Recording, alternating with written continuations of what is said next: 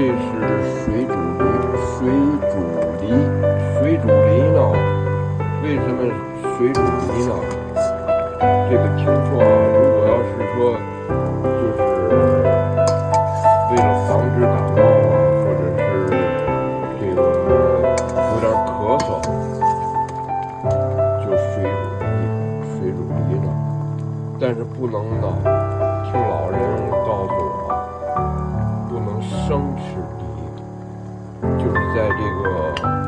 感冒期间啊，或者是咳嗽啊、嗓子疼啊，这个梨呢，它是软的，但是它不是鸭梨，我看也不像那个